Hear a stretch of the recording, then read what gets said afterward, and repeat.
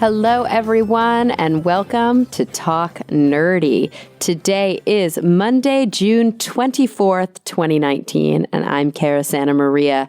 This week, I want to thank the top supporters who have chosen to go to patreon.com/talknerdy and pledge their support of the show, which keeps it free and readily available to download for each and every one of you. I want to thank Phil T-Bear, the Zombie Drummer, David J.E. Smith, Gabriel Felipe Jaramillo Gonzalez, Brian Holden, and Jeffrey Sewell. If you want to hear your name at the top of the show, again, just go to patreon.com/talknerdy and learn how you can pledge your support. You can also visit the show at talknerdy.com and learn about all the other ways you can support and even shop in the Talk Nerdy store.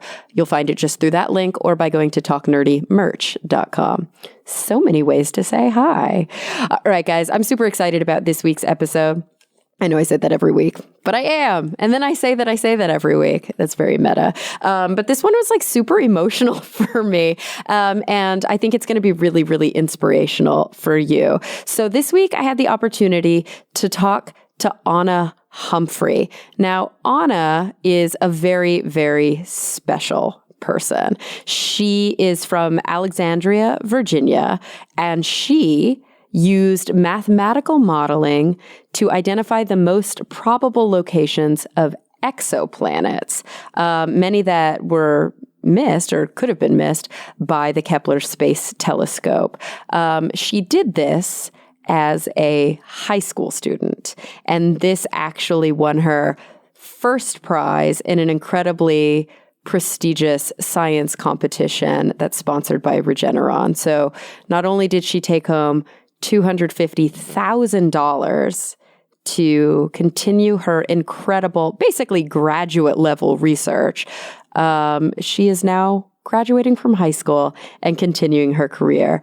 Ana is absolutely going to inspire you as she did me, and it's just a fascinating chat. So without any further ado, guys, here she is, Ana Humphrey. Well, Ana, thank you so much for joining me today. Thank you so much for having me. Of course. So this is a little bit of a different kind of episode. I mean, I don't think it's going to be a different kind of episode at all because we're just going to nerd out like I do on every single episode. But this is a really cool one. I'm so excited because you are the winner of the Teen Innovators Global Challenges Competition 2019. And for people who don't know what that is, it's actually like, I think I read the oldest science competition, like science and math competition for high schoolers in the country. Yeah, and I think it's also known as the Regeneron Science Talent Search, and it used to be known as the Westinghouse Science Talent Search and the Intel Science Talent Search. So depending on, when you may have paid attention to science fairs, you might know it by different names. But yes, it's a big science fair.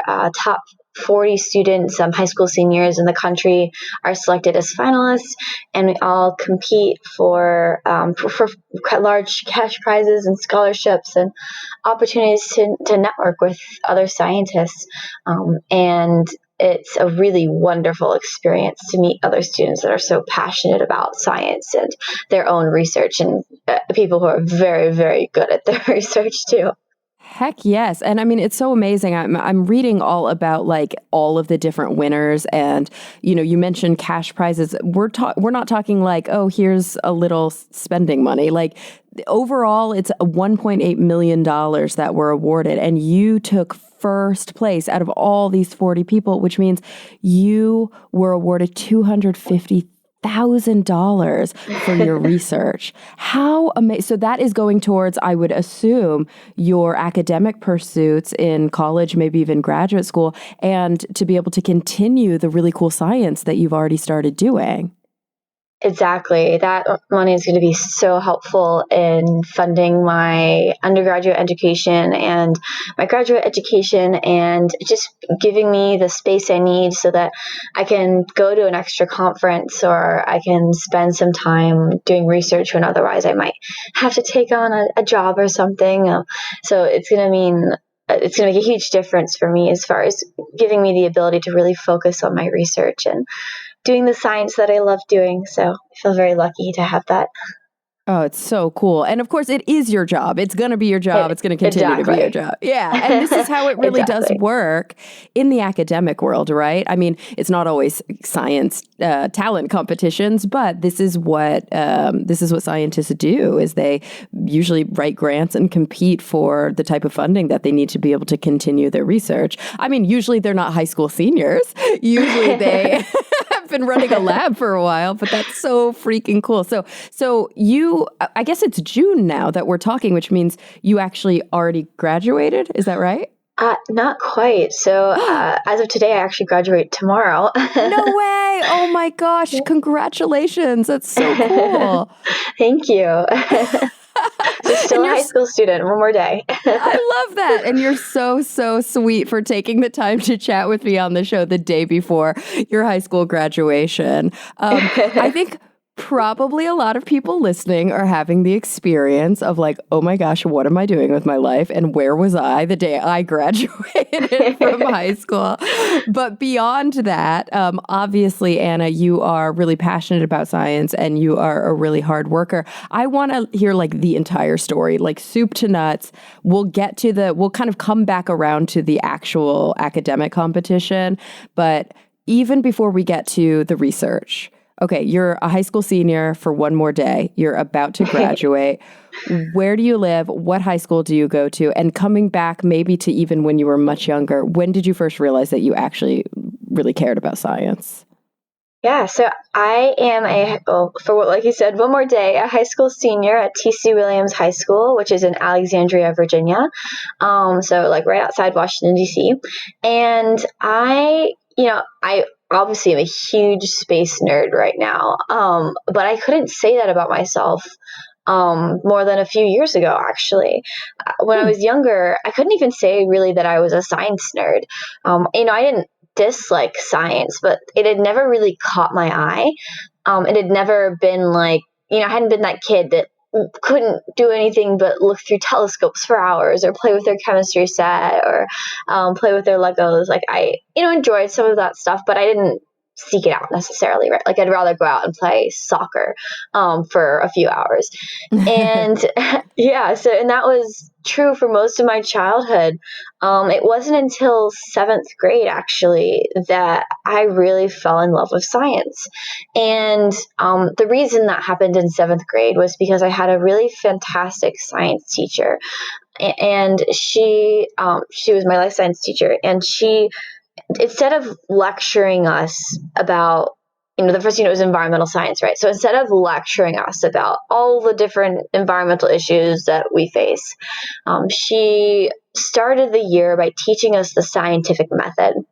And then she told us, when she got up there to like kind of deliver her, her lesson on environmental science, she told us to take the scientific method that we had learned in class and use it to go out into our community and find our own environmental issues that were actually happening in real time in our local park, in our local stream, in our backyards.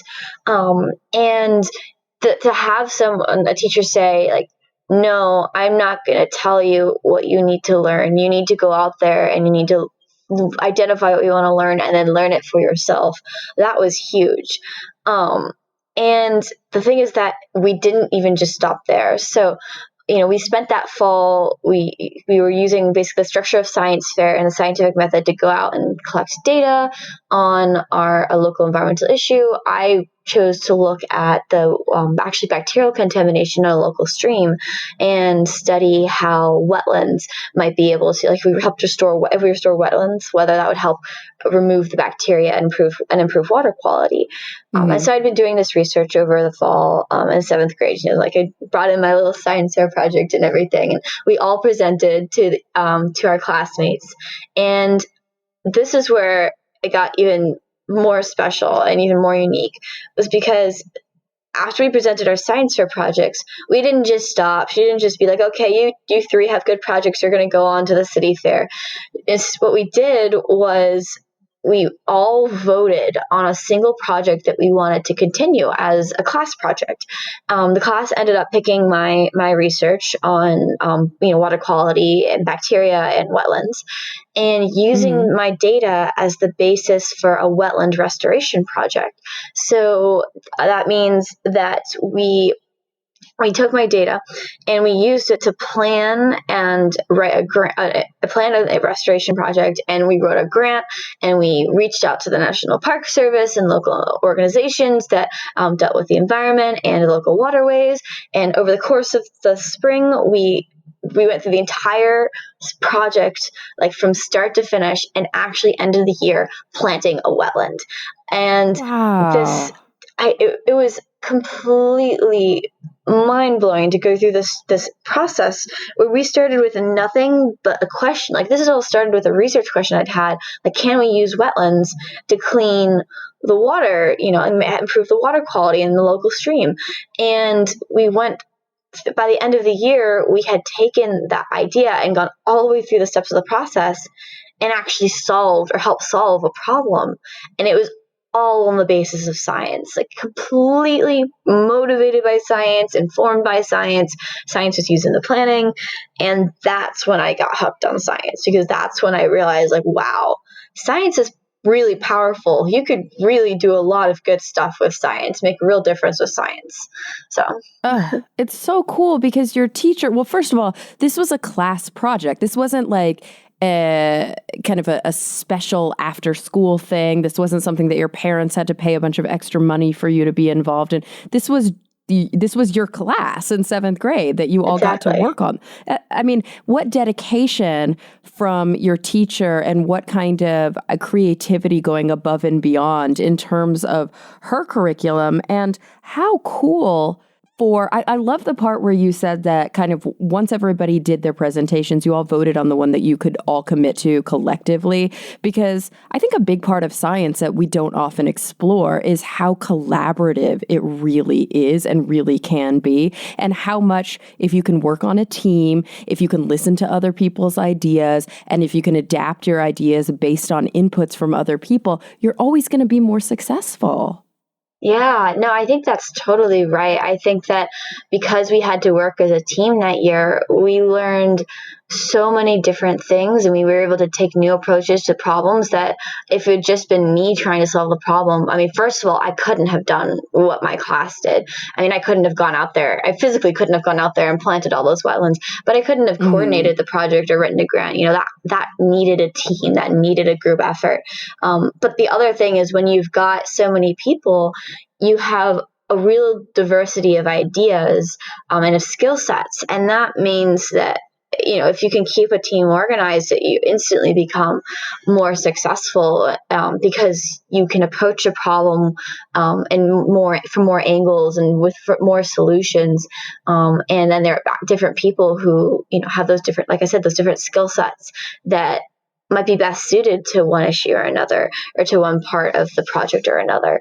So that's true for so much of science, that you really do need collaboration in order to get done and maximize what you need to get done and maximize the learning. Absolutely. And I think, when we talk about a diversity of opinions and a diversity of ideas, so much of that has to do with, your life experience up to that point, your traditions, your culture, your family, your capability to be resilient, to push through issues and problems. And of course, to be fair, by 7th grade, you have some life experience, but you still have a lot to go. But there is something that I have to say, I mean, that really warms my heart about the fact, just, from kind of an outside perspective looking in, that the person who won this really prestigious science competition is a young Cuban woman. Yes. You know what I mean? Like, as a not as young Puerto Rican woman, it really does speak to me at a level that's so important.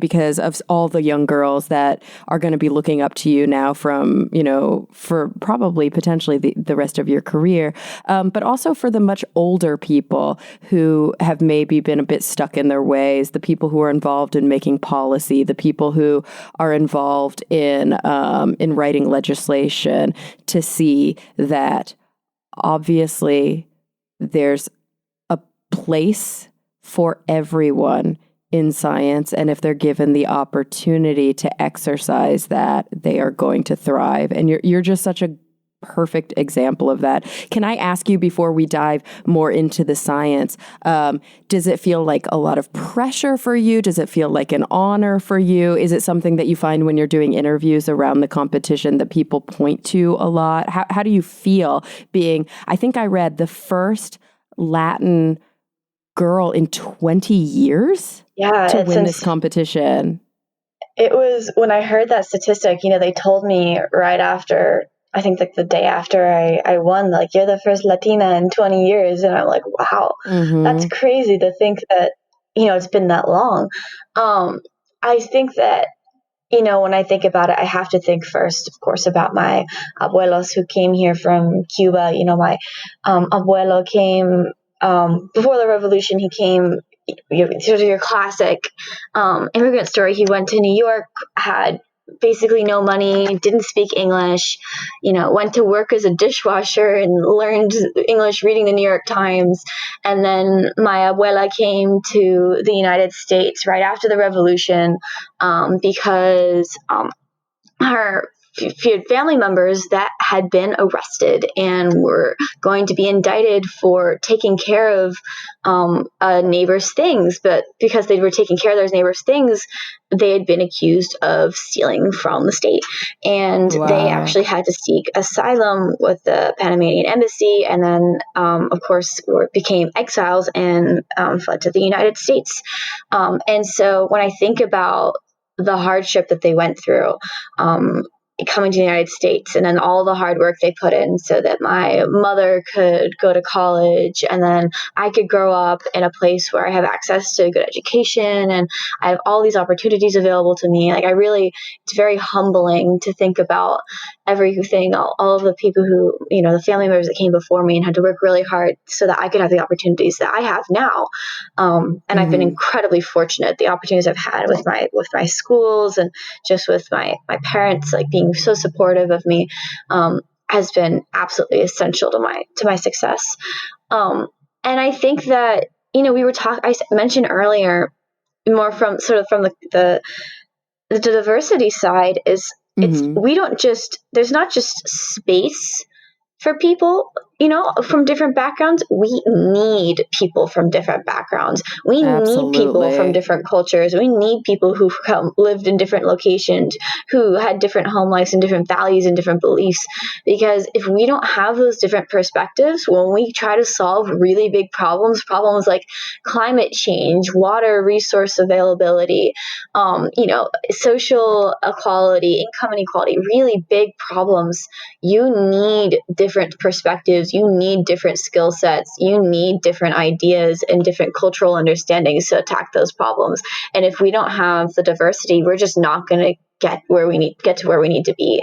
And so I think that, I feel really proud that I can be, and really humbled that I can be, an example to show, people who may not see themselves, especially young girls, young Latinas, that they may not see themselves in sciences or astrophysics, which is my area of interest, or whatever area they love. That I can be that example to show that, yes, you absolutely can do this. In fact, we need you to do this. So I hope that's a message that I've really tried to get across, because it can be hard to try to do something if you don't have any visible examples to follow. But we need people. We need everyone we can get, right? We need all this diversity we can get. Oh, it's such an important message to send. And you're so right. Like, the first step to being able to feel in your own mind and in your own kind of heart that this is a path that you can take is to see people that look like you and sound like you having taken that path before you. I mean, there's always room for the first person, of course, but it's never going to feel like, I mean, even at this stage, it's 2019, and I still don't think it feels easy for any young girl, but I agree. But I think, unfortunately, like, it's definitely farther in the future than we would like to think, considering kind of the sign of our times. But I do think that like the more that we see those people, we use the word role modeling. You can like that word or hate that word, but like the more that we actually see visible examples of this, and I think it's so important to see a young one like yourself, because you obviously relate to younger kids in a way that somebody in their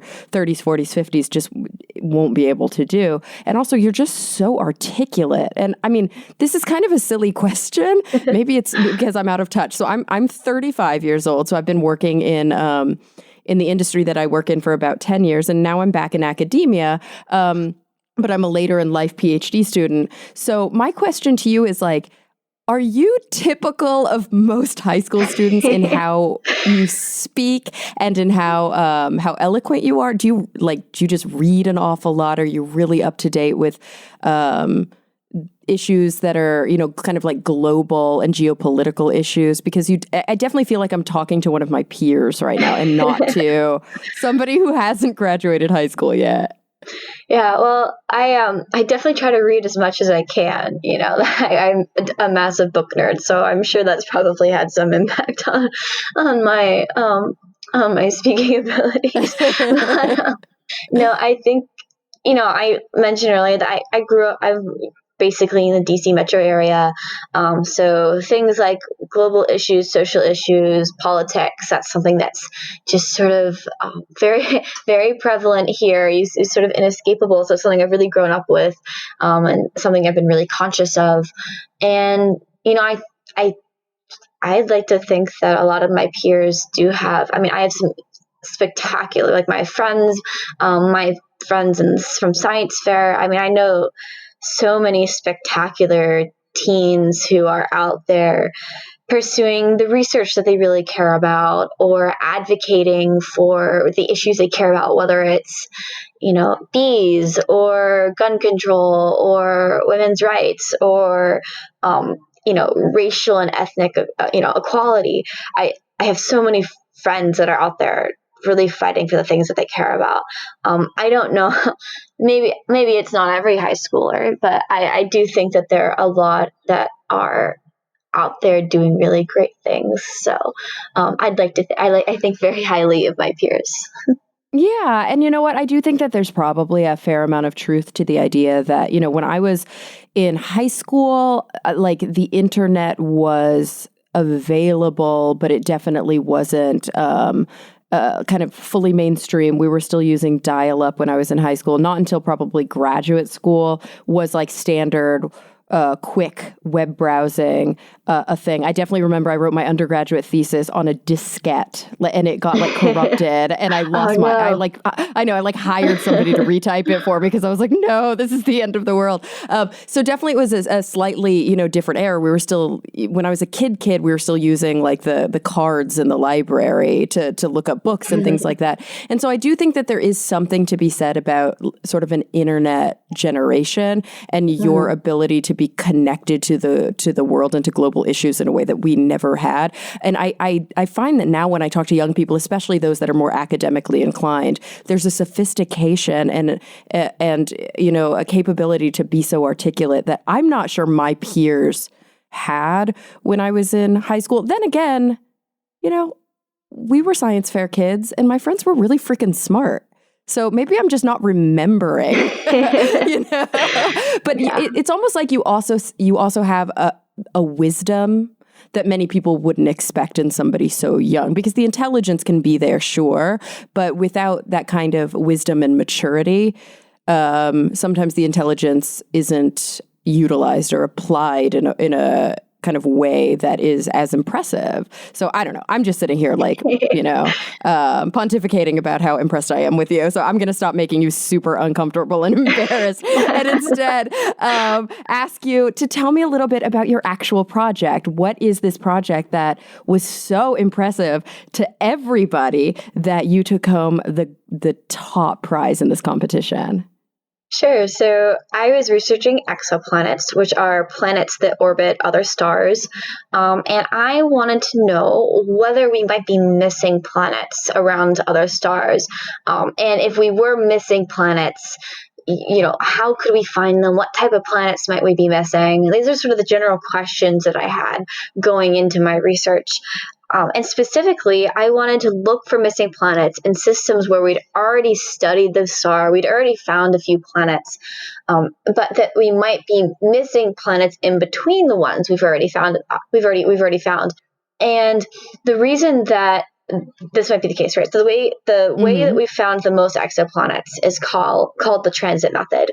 And so what happens is you have the star, and the planet passes in front of the star. So between the telescope that's here on Earth, the telescope's looking at the star, right? And so the planet passes between the telescope's sort of field of view and the star, creating a shadow. Just like if you were looking at a house at night and a ball was thrown across a lit window and it created like a brief flicker in the window, and then that you're basically looking for that flicker, the side. And the thing is that stars are much bigger than planets, which means that this shadow is so tiny. The amount of light that gets blocked is so tiny that even though it's been a very effective method, there are a lot of limitations, right? So if the planet is too small, it doesn't create a big enough shadow, and it's really hard to detect that flicker and distinguish it definitively just from the noise that a star has, because a star is constantly just sort of changing in brightness. If it's really active, there's a lot of stellar noise. Yeah, like we can think of our own sun, right? And think about every time that there's like a big flare or something like that. Like that Exactly. would give the same kind of, I guess, aberration that maybe a planet would. So that's confusing. Yeah, exactly. So if the planet's too small, then it's just, it's like, oh, well, that could be a planet, but it's so small, the signal's so small that maybe it's just noise. And so it's really hard to find smaller planets. The other big limitation is that if the planet passes above or below the star from our perspective, then it's not blocking out the light. It's not creating that shadow. And we can't find it with this method. There are other ways that we might be able to find it, but with the transit method, it's out of reach. And I would assume that, like, from a geometry, like from a pure kind of math perspective, most often it's not going to actually transit, right? Like that's like a rare, or maybe not rare, but that's like a special occurrence for us to be able to take those measurements. But most of the time when we're looking at a star, there's not going to be a planet actually passing in front of it. Yes, you have to imagine that the fact that there's only 1 or 2, just a few degrees of inclination, that of tolerance for inclination, that we can where we can still detect a planet where it still transits. And so it's when you really start thinking about it, it's pretty remarkable. We found, I think we actually just hit 4,000 planets, and a large chunk of them have been found with the transit method. So it's pretty remarkable that we found that many, given how minute the signals are in some ways when you think about it in the grand scheme of things. So basically there's this huge potential for us missing planets, especially, and what I was really interested in are these smaller planets, right? These planets that are too small to create a significant signal. And when we say too small, I was working with the Kepler, a lot of data from the Kepler Space Telescope, which is a telescope that's orbiting Earth, and it's too small for a lot of stars was about Earth size. Earth, right around Earth size, was right on the limit for detection. And if we're thinking about, why do we look for exoplanets, right? Like we want to look for exoplanets because we want to find other planets that are like Earth. We want to find other planets that could have the potential to host life. And if we are missing planets that are Earth size, that is a huge opportunity that we are missing out on as well. And so I wanted to see, what could be done about that? How can we go and try to uncover these planets that could be missing, and figure out, are these planets missing, and what type of planets, are we really missing these smaller planets? So that was my driving curiosity, my driving research question. Like, are we missing these small planets? Could we be missing planets that are Earth-like? And the way I did this was by analyzing the gravitational stability of the system. So basically, I used math to analyze the planets. And the reason I took this approach, one of the things that inspired me was, and actually inspired me to do this entire project, was I had learned about researchers at Caltech that had predicted a ninth planet in our own solar system, essentially using math and computer simulations.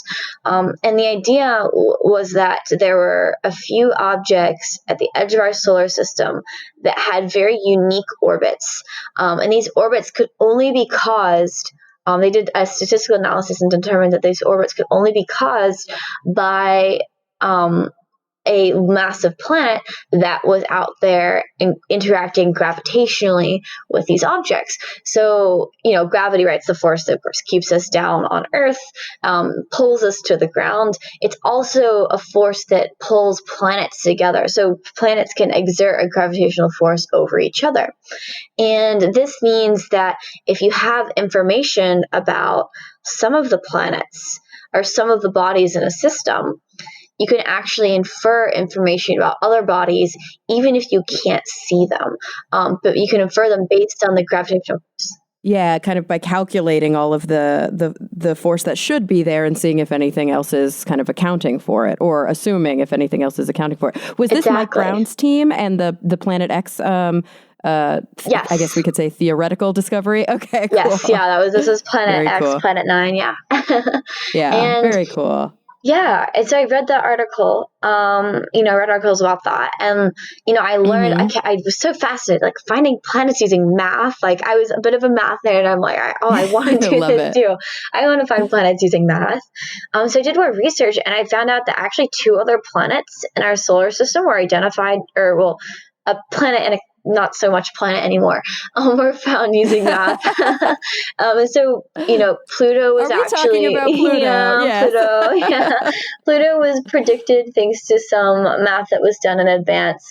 But the real superstar being found with math was actually Neptune. So, they had found a similar study had been done. This is back when they found Uranus, back in, I think it was the late 1700s, and figured out it was a planet in that general time frame. They were trying to, the astronomers were trying to figure out and model Uranus's orbit. And, this is something pretty standard that astronomers did when they, found a celestial object. They're like, okay, let's model its orbit. Let's create an orbit. Let's figure out where it's going to be in a few years. And they would do this, and every time, a few years down the road, it would be wrong. And they couldn't figure out why none of their models were working. The Uranus was just not following the path that they expected it to take. And it took 2 mathematicians who actually independently figured out, like ink on paper, that that there must be another planet interacting gravitationally with Uranus, pulling it, tugging it off its orbit, making it change its path ever so slightly. And they sent off their calculations. They each sent off to different observatories, and I think it was Leverrier, who is a French mathematician. His results, he sent them off, and actually within like the first few nights that the observatory was looking for Neptune, found it in the location that the mathematician had predicted that it would be, and the same general size too. Like, it was off by just a few percentage points error. Like, it was very, very impressive. And they'd found a planet using math in like 1846, before we even had computers. And it's amazing. I know. I'm like, wow, there's really something to this, finding planets with math. And, I thought about it. I didn't know if there was necessarily a lot of potential in our own solar system, considering we were still having difficulty actually finding this planet X that had been predicted. But I had a few really pivotal conversations around the same time. This was all happening.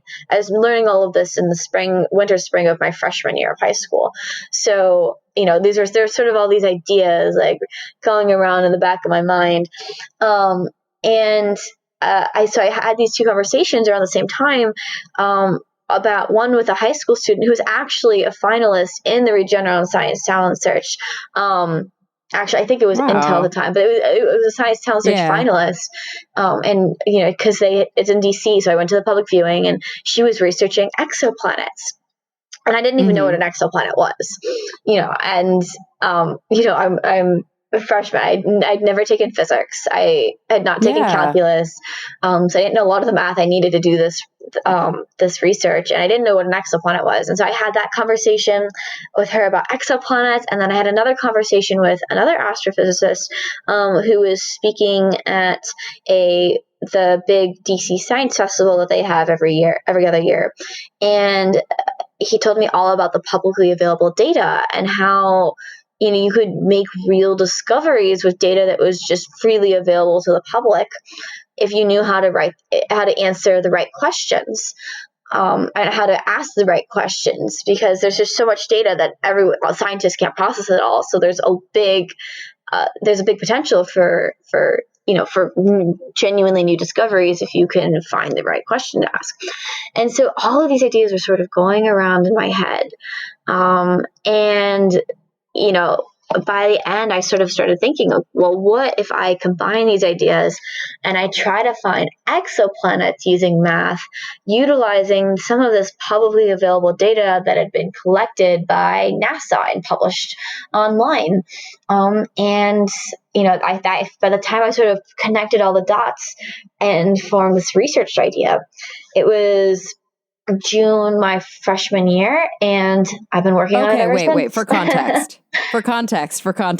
How old were you when you started asking these questions and interviewing these physicists? Like, how old is a freshman, high school freshman? I was 15 at the time. 15. Okay, yeah. 15. 15 when that kind of creative spark was ignited by reading about this method.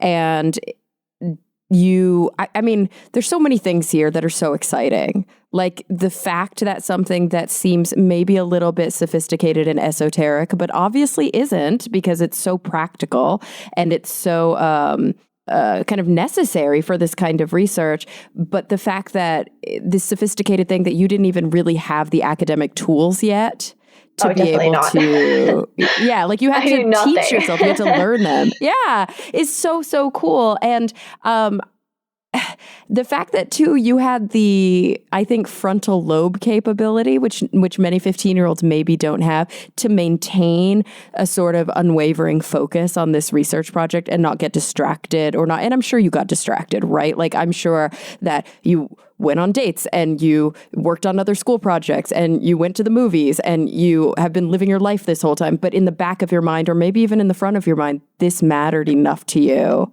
to keep plucking away at it is, I think, really inspirational. It's really inspirational to other 15-year-olds. It's really inspirational to other 18-year-olds. And it's inspirational to me as a 35-year-old because I think it's a rare thing in life, honestly, to have something that you found that you're so excited about and so passionate about that brings you so much joy that it drives you forward every day. And it's the reason you get out of bed in the morning.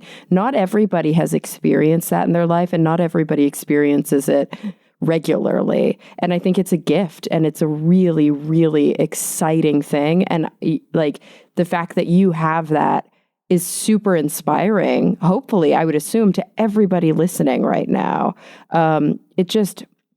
It honestly, it makes me a little bit emotional, I have to be honest. It's just really cool. Okay, so tell me, so now we know how it all started, and then we know that you just continue to pluck away and pluck away and pluck away. So give me a little bit more information about kind of how you got to the point where you ended up in this massive competition. Sure. So I would be remiss not to mention my science research class that I actually started taking around the same time. Talk about perfect timing. Everything was just lining up really well.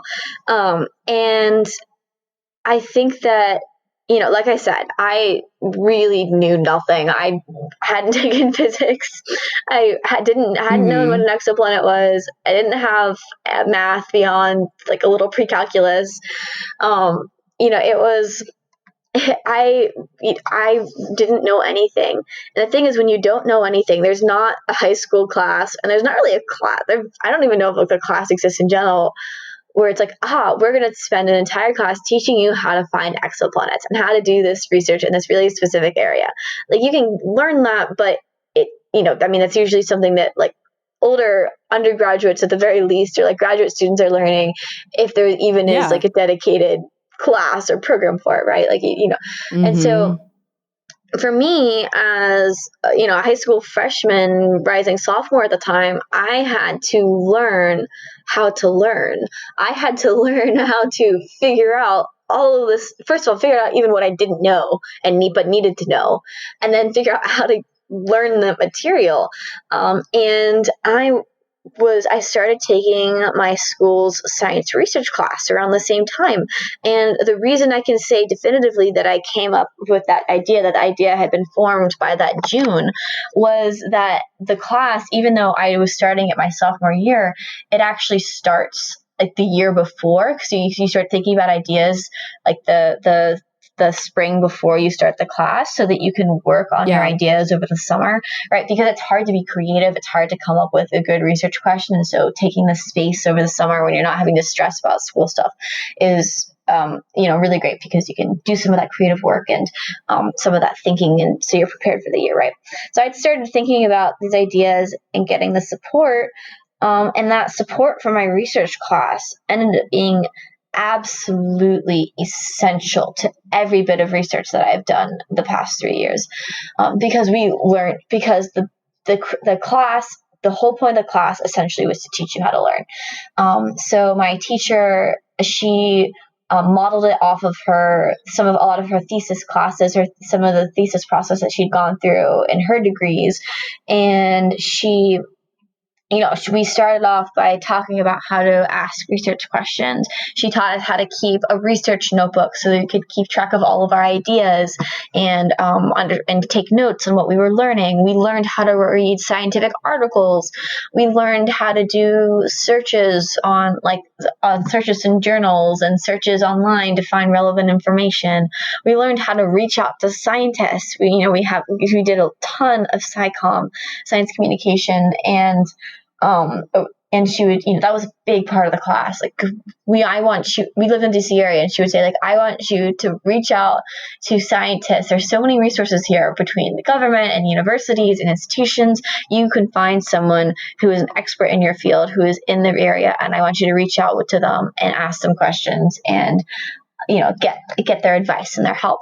And all of these things, really helped me learn how to learn. They helped me figure out how to identify, okay, I don't know about exoplanets, but in order to do my research, I need to learn about how planets, not only what exoplanets are, but how they interact gravitationally, which means that I need to learn about gravity. But it also means I need to learn about the other research that's been done already about planets and how they interact and what their dynamics look like over time. And so we learned how to sort of follow these trails of thinking and how to keep track of our thinking and how to be really organized and specific and purposeful about our thinking. And I've taken the same class for the last 3 years, because every year it shifts with you. My teacher works really hard to make sure that every class, it's individualized. She meets with us frequently so that we get one-on-one feedback and advice and guidance. And this class has been, if without that class, I wouldn't have been where I was today. There's no question. I wouldn't have accomplished what I accomplished. It's so cool. It's like you're getting the experience that a lot of people don't get until graduate school. And it's unfortunate that we sort of structure our academic system maybe a little bit backward in this country, where we drill the sort of rote foundational stuff early, which is fair, because we really honestly do need a lot of that stuff in order to be successful later, especially as scientists. There's a lot of tools that are required, right? And you really have to have that foundational knowledge. But unfortunately, I do think we kind of strip a lot of the play out of our curriculum. And so we don't end up experiencing the exhilaration of engaging in a real life project oftentimes until we're so much more in it that unfortunately a lot of people never get the hooks. You know what I mean? Like their hooks never get in the science because they don't get to experience that exhilaration early. I totally agree. I think that there's something really special and unique about spending an entire year, dedicating an entire class of work to pursuing an idea that you are learning purely because you are absolutely fascinated by it, purely because you are really, really want to learn something new in that area, or you really want to solve a problem in that area. And it's a research class, so I've had a number of peers that have gone through and taken the class, and we get so many diverse topics. I have friends who are researching biodegradable plastics and bees and sleep's impact or lack of sleep's impact on cognitive capabilities, and drones and plants, and and socioeconomic factors on and how they impact success in school. There's so many different areas that have been researched, that my peers have researched in the last 3 years that I've taken the class. And for everyone, it's just really special to see in the same room. We're all sitting in the same room, and yet there is so many brains going in so in so many different directions. And it's the fact that there is a space where that is encouraged in my school, where it is encouraged and the support is there, and we're not just encouraged to pursue something that we love, but we were given the skills we need to be successful at it. It makes a huge difference. We've started having students that repeat. The class has been growing in popularity because, it's this fantastic class. It was sort of like best kept secret, which we're trying to make it much less secret now. Yeah. And so now we're starting to get students who take the class for multiple years. And this year I was one of, I think, three seniors. I was one of three seniors that were taking it for their second or third year. And all three of us seniors who were repeats in the class qualified for a national competition. Wow. That's just to give you a sense of when you do this multiple years, the caliber of the research that you can accomplish when you're dedicating that much time and effort to it, and you're getting that guidance. And I think that, I really wish that more students could have that opportunity, because I really do think, and honestly, it was similar to what I had in seventh grade.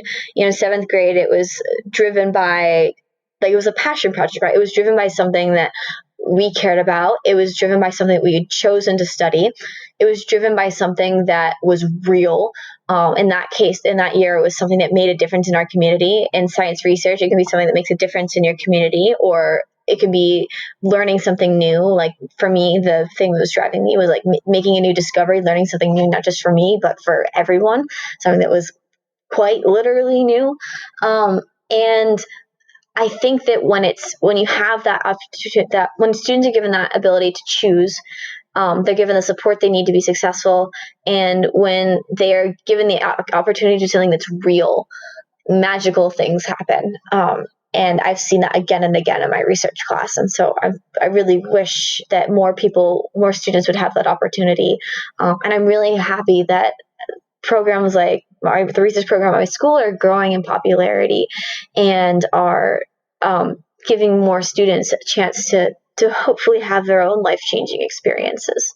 Oh my gosh, absolutely. And it really does set a kind of foundation for, as you said, really for everything moving forward from there. It sets a foundation for the rest of your life. And it doesn't mean that kids who find science early and who become passionate about it and experience sort of the multifaceted components to science, like the actively creative component to science, the exhilarating component to science, they're not all going to become scientists, and that's okay. Like some of them are going to, become incredible musicians, or people who are working in other STEM fields like mathematicians or engineers, or maybe even, poets or writers. You never know. But I think that those core skills and competencies translate to basically every single field. And those of you who do set out to actually become professional career scientists, whether you be academic or in industry, I think you have a real gift because you are very much ahead of the curve. It's going to be a little frustrating when you're in college because you're going to have to take certain classes that you'll be like, oh my gosh, I do not need to be here. But you'll suffer through them and you will hopefully take on a big undergraduate research project. Well, I know you will because you're already funded for it, which is amazing. So hopefully that'll stimulate you enough as you're grinding through some of the core curriculum, which can be difficult, but is as we said, necessary for those foundations. I would love to know, kind of before we talk about your future prospects and where you're going from here, because I have a feeling you have a plan.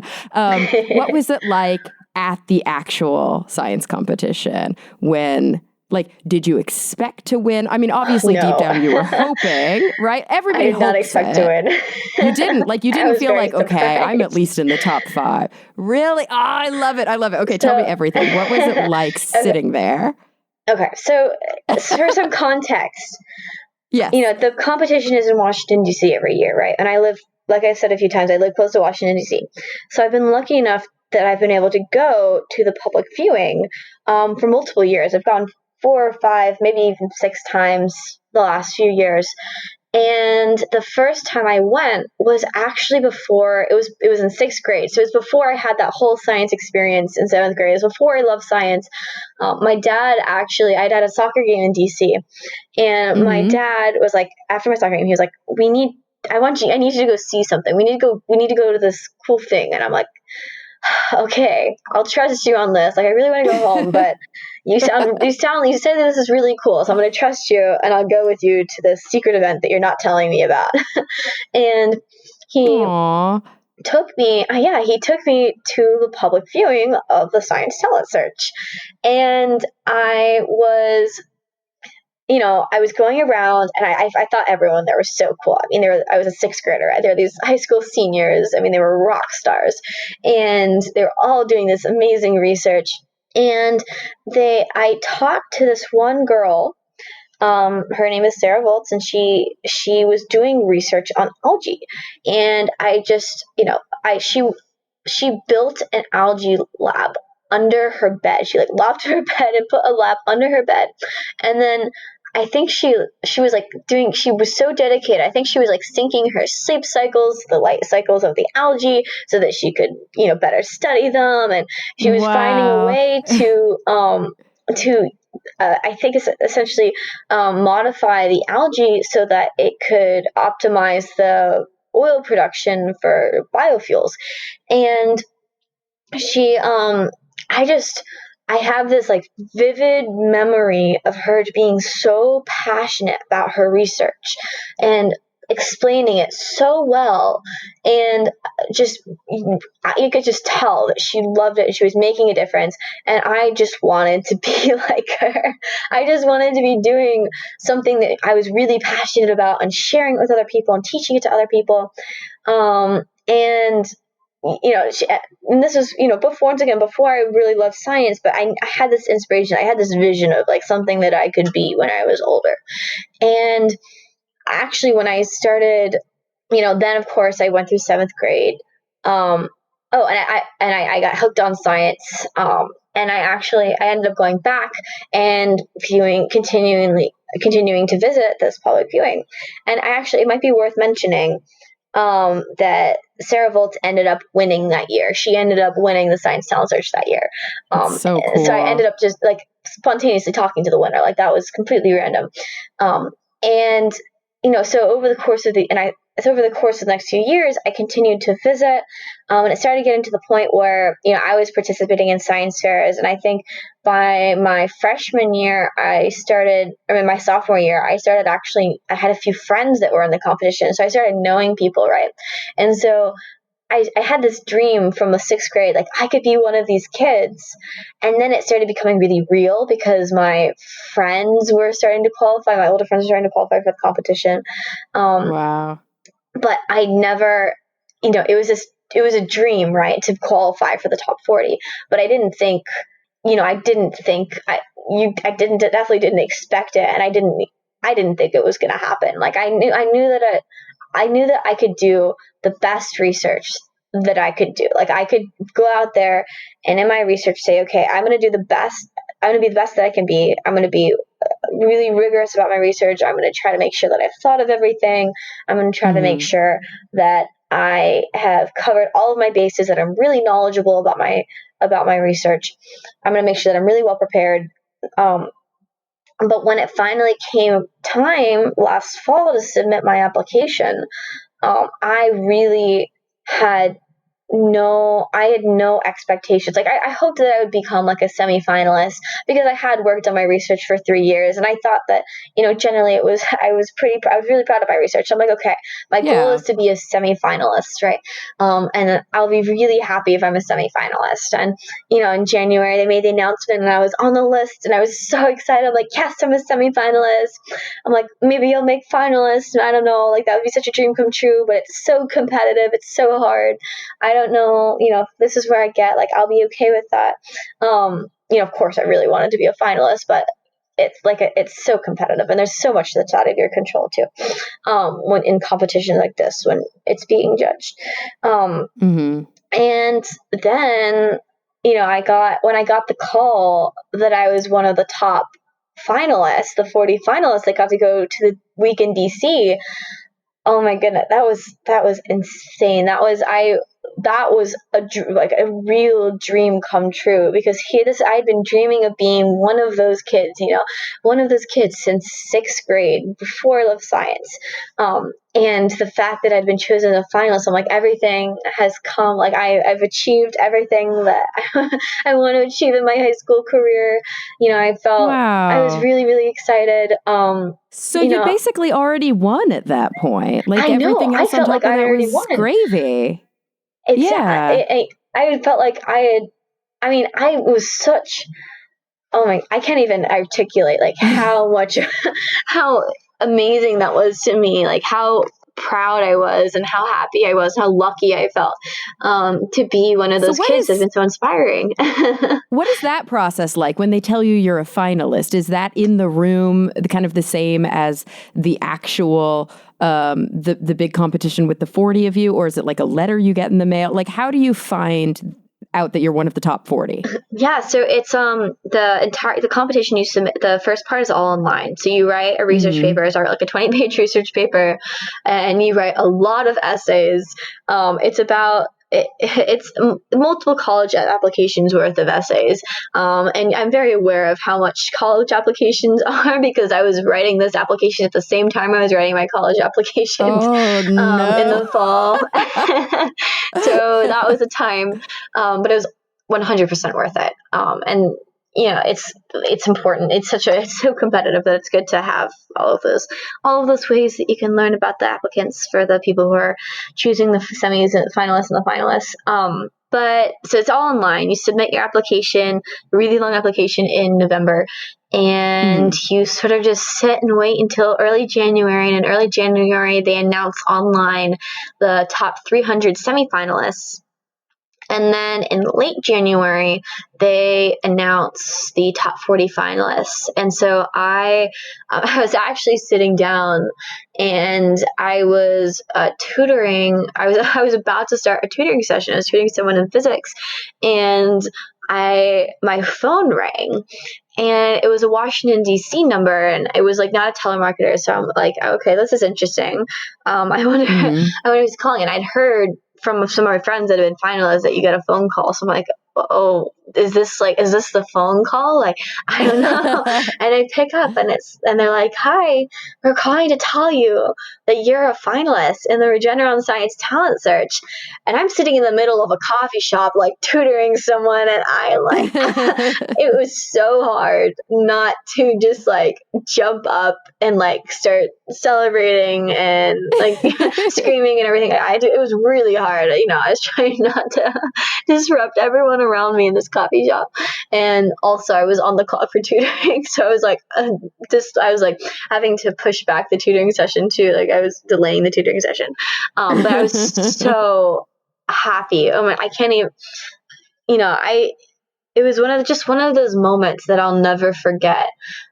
because it was something that I'd been dreaming of for 7 years. It was, I mean, I'm 18, right? Like that's a good chunk of my life that I've had this dream, and for it to come true, I mean, I just feel so lucky. I feel like, that just doesn't happen that often where a dream like that comes true, and so I was really, really happy. Yeah.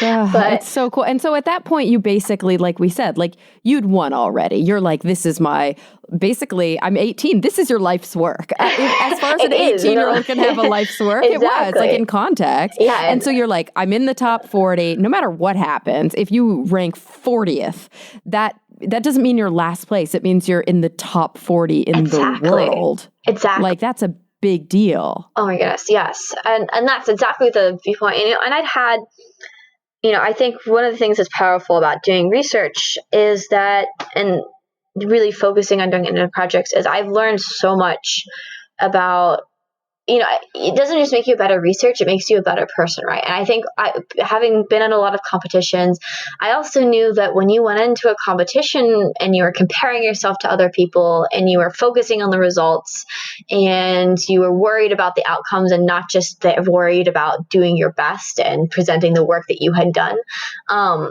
you just don't have any fun. You get focused on the wrong things. You start feeling down about yourself. And ultimately you do worse because you're so stressed out about the outcome that you don't do your best. You don't give the best presentation. And so I'd learned that at earlier fairs. And so I went into this fair and I was just so happy to qualify. And I really just wanted to do my best. Like I really just wanted to show all of the work that I'd done the last 3 years. I've given up so many school vacations to work on this project. I spent last winter, the winter break, my junior year, which was like sort of the big year I did a lot of this research, I logged over 50 hours on my research. I decided not to go on a vacation last spring break because I wanted to stay home and I needed to work on my research. And I've spent every summer working on my research since I started. I put in so much effort and I just wanted to go to this competition, and it was a chance for me to showcase all the work I put in, like to celebrate, like look all the things that I'd accomplished in my research and the ways that I'd grown as a researcher. And it was also, science fairs are fantastic because you get to meet so many cool people. I've made so many great friends at science fairs, and actually some of them had also qualified for the competition this year. So that was fantastic. And I made so many new friends. And, honestly, going into it, one of the biggest prizes was getting to be that kid at the public viewing, because I had attended the public viewing, like I said, 5-6 times. And I got to be, to be on the other side of that, where I could be the one inspiring the other kid. Like, who knows? I really hope that when I was there, I was able to talk, one of the kids I talked to, maybe they would go on and they would get into research and maybe they would have, end up qualifying for the competition like I did. This was sort of, that was sort of what I was thinking about, like the opportunities I'd have to meet other scientists, to meet other students, and to hopefully inspire students through the public viewing and by sharing my research. So I have to ask you a question before we talk about that final moment, which is, have you seen the documentary Science Fair? I have. Actually, one of my good friends is in it, and she was also a finalist in the competition.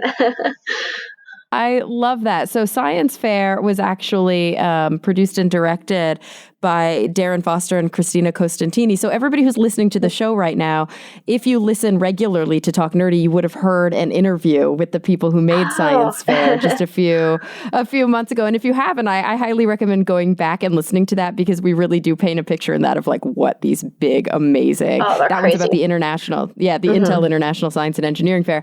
But yeah, I think it's a good microcosm of the like culture. And just like you talked about, it shows these slivers of people who are embracing it in a way where they keep it fun and they keep it passionate. It shows slivers of people who maybe get too swept up in the competition aspect of it and maybe aren't having as much fun anymore.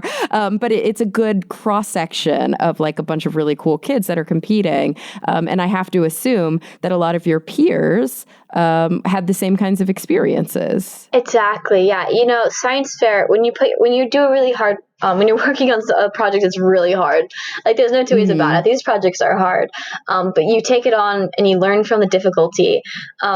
And you learn a lot about yourself in the process, how you deal with hardship, how you deal with disappointment, how you deal with mistakes. I've made so many mistakes. But you learn if the students that are successful at competitions, and I guess sort of just in general, the ones that they're the ones that take those in stride and learn from the mistakes and, know that it'll all be worth it in the end if you make that discovery, you learn something new, or you solve a big problem. And I've actually, I've been to the International Science and Engineering Fair too. And I've been to a lot of science fairs, actually. There are a lot of opportunities out there for students interested in research. And, I keep saying science fairs, but we're talking math, engineering, any sort of research. Like you can do it and present at these fairs. And one of the remarkable things about these fairs is that they are such a concentrated gathering of students that have had those same experiences, that have the same dedication and passion for what they're learning and what they're researching.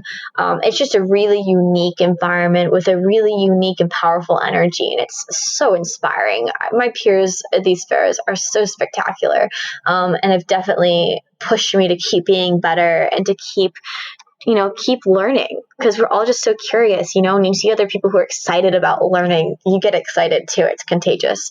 Oh, for sure. Yeah. Oh my gosh. I love it. Okay. But I have to know what it was like when they actually called your name. Yeah. So I have to admit that after the public viewing and the judging, I did start having a sense that I'd done better than I was expecting to do. Good. So there was, the judges had been really kind. They'd been really complimentary of my work. And, I've mentioned that I had some experiences where I focused too much on the outcome.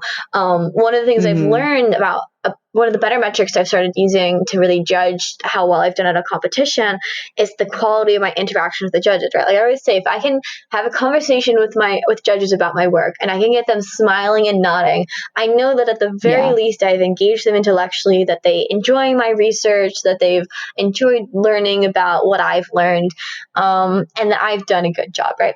And so I've always looked for that like quality of interaction with the people who I'm sharing my work with.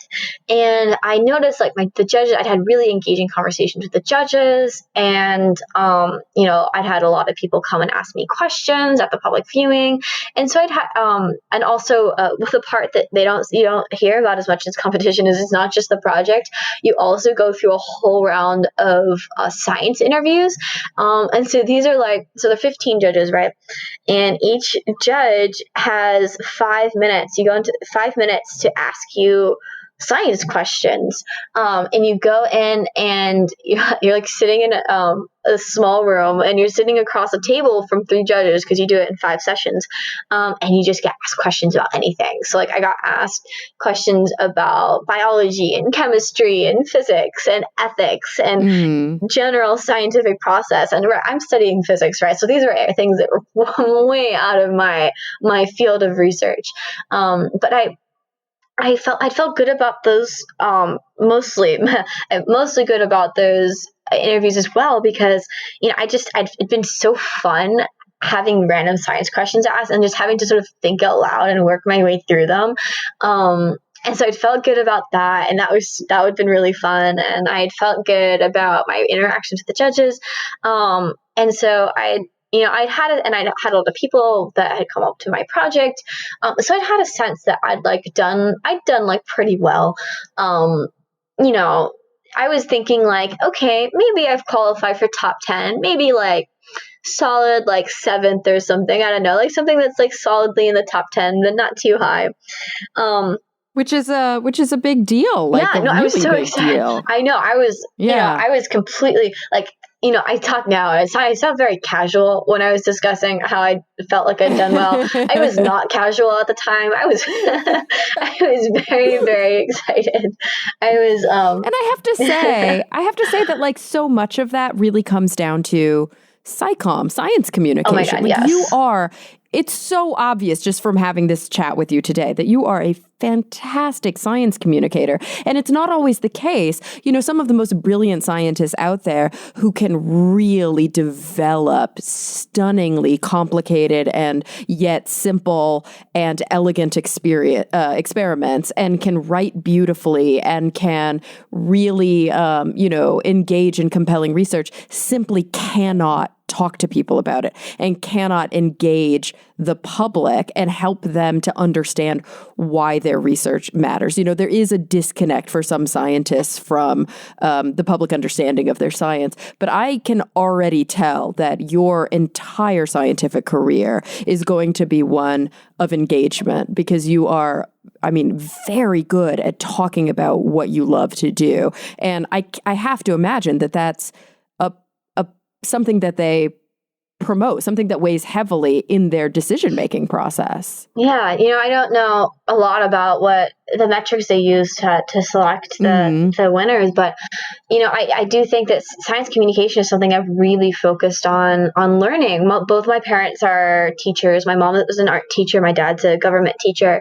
And so just growing up, and I have a lot of teachers in my family, just in general. So growing up, teaching others was always something that was valuable to me, because knowledge is great, but the more people you share it with, the more benefit we can get from it, right? The more people you can empower, the more people can benefit, that can learn.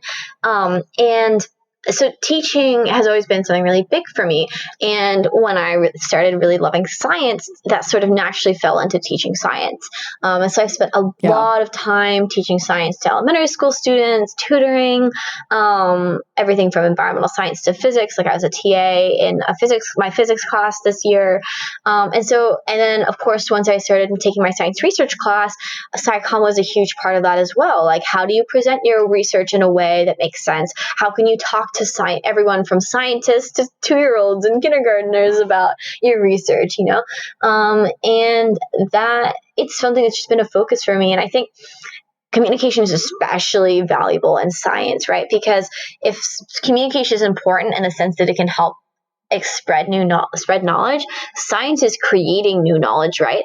And so if you create new knowledge and then can effectively share that with people, the way that multiplies the benefit of this new knowledge is so significant. I think that I cannot stress enough how important the communication of the science is to maximizing the benefit of the research itself. So it's been something that's been a huge focus for me. So I think, I always appreciate feedback like that, because it means that, a lot of the work that I've done has paid off. But I do think that probably, sure. Sure. It definitely, I think, helped with competitions too. Especially with Science Talent Search. Okay, so 3 more things before we finish, because I've kept you for way too long. It's already been an hour and 10 minutes, but I have 3 more questions, and I'm so excited to ask you. So number 1, tell me about that moment when they called your name. Like, did you lose your mind? Oh my goodness. It was crazy, because I'm like, okay, I think I was pretty, at that point, I know it's okay, I say this casually. It was not casual at the time. I was like freaking out, but I was pretty sure that I was like top 10, right? And so they started calling names, and they called 10th, and they called 9th, and 8th, and 7th, and 6th, and so on. And then they called 3rd, and so the funny thing is that the 3rd place winner they're from a school that's called TJ and not TC, and it's really close to mine. So you hear the announcement, and you're like, oh, is that me? And it's not. It sounds similar. And so they called 3rd, and it wasn't me. And they called 2nd, and it wasn't me. And then I had that moment. So are you disappointed at this point? Well, Are you like, oh man, I didn't win? Well, there was that flash through my head, but I knew I had done well. That's so amazing. I didn't know I'd done I was, like I said, I thought like solidly top 10, but like lower top 10, right? But in that moment, I'm like, oh my goodness.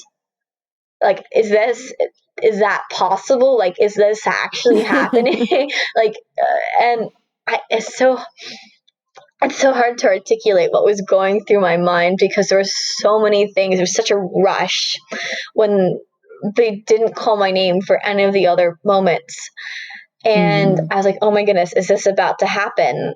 Like, is this something that, is this gonna, like, I can't even, you hear me, like, we just talked about how I'm decent at communicating and I can't communicate this. I love it. And then they did, they called my name, and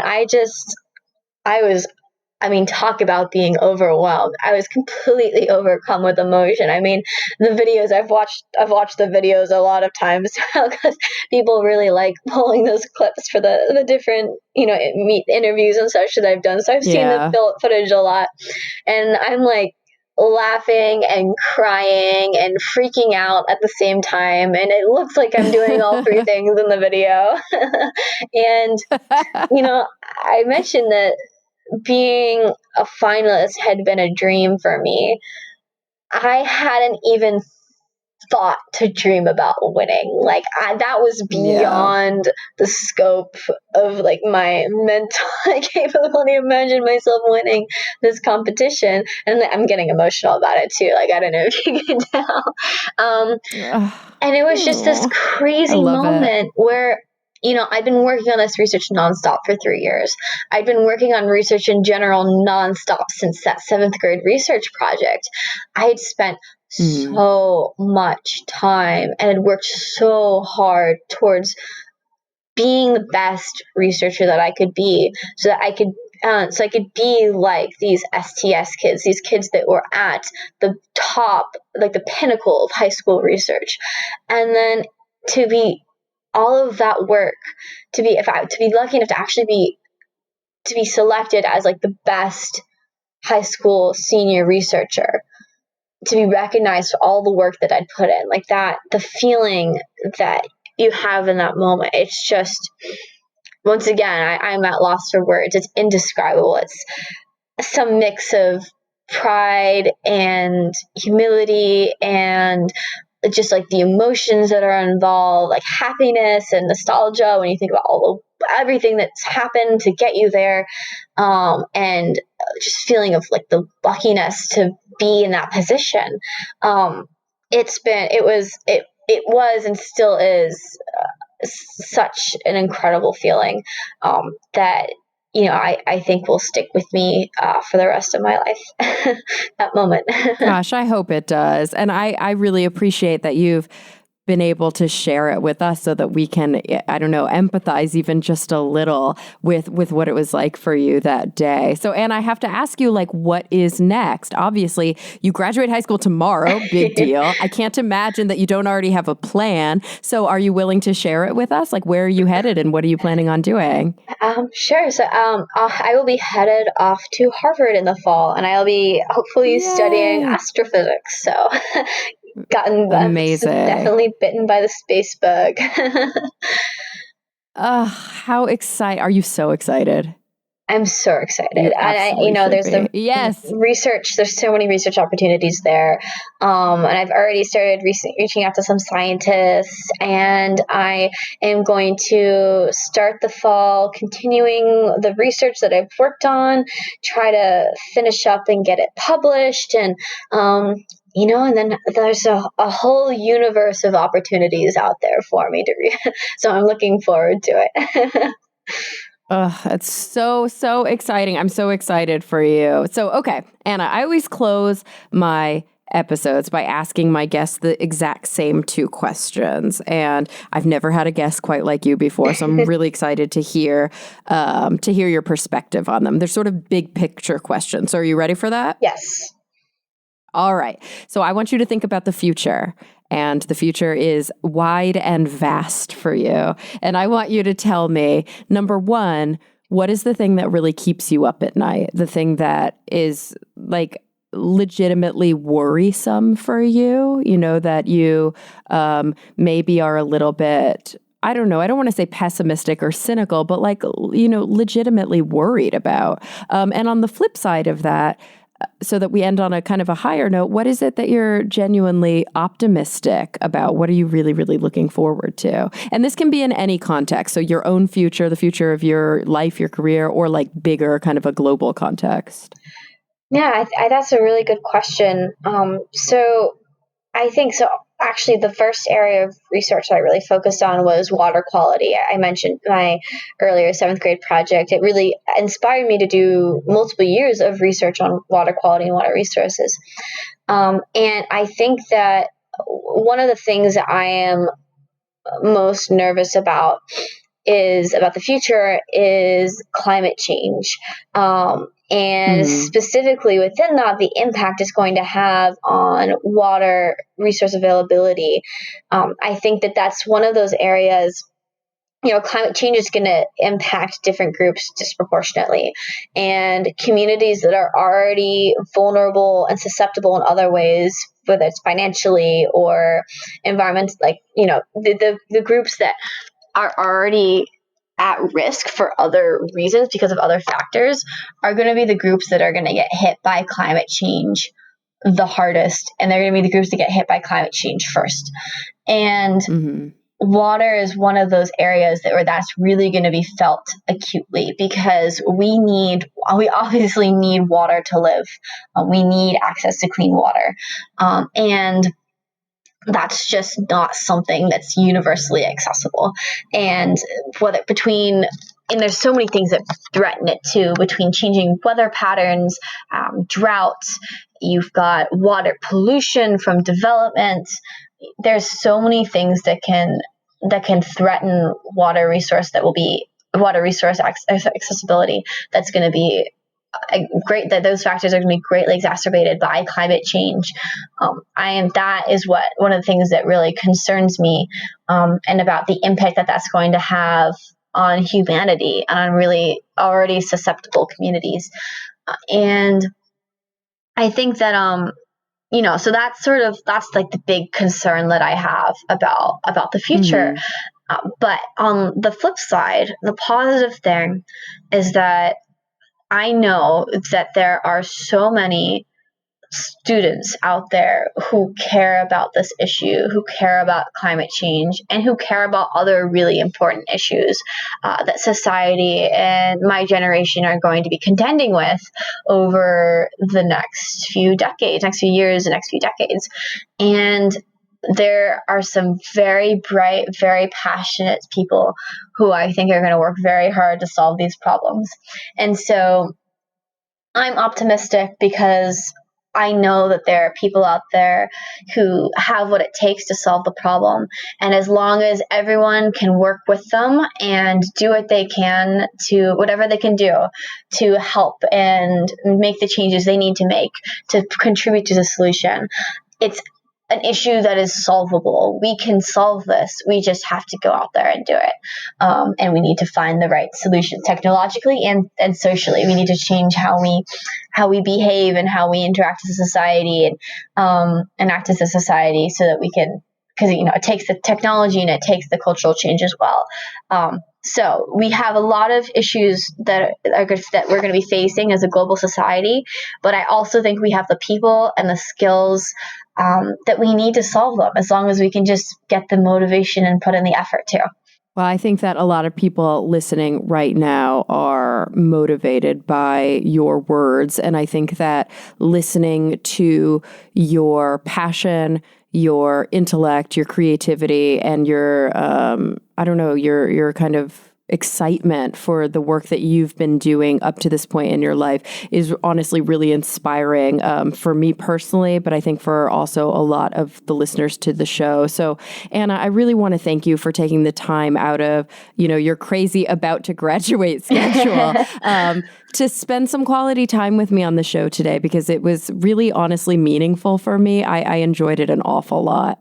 Oh, yeah, thank you for having me. I really enjoyed speaking with you and telling you about my experience with science and with research over the last few years.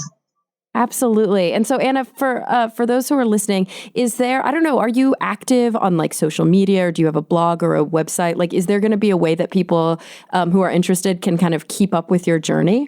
Yes, I am. You can find my Instagram account and a Twitter account, and you can find me at Ana on a Planet. So it's So at ANA on, so ON and then A and Planet, and Love it. yeah, I'm working on basically sharing all the cool research things that I've been doing and hopefully will be doing in the future. So great place to stay in contact. Ana on a Planet. I love it. And of course, I'm just now realizing, like a freaking jerk, that I've been calling you Ana this entire interview when your name is Ana. No worries. And I can't believe I did that because okay. I hate it when people call me Cara and not Cara. I literally just did that to you. I honestly, I'm so sorry. I barely even noticed. It's such a common mistake. I have had so many teachers and people over the years just call me Ana. I respond to both. So I don't know. You can remember I'm like Ana like Frozen, except for it's not spelled that way. Well, I'm with you, girl. All right. So Ana has joined Cara on the show today and had such a blast. Thank you so much, Ana. And everybody listening, thank you for coming back week after week. I'm really looking forward to the next time we all get together to talk nerdy.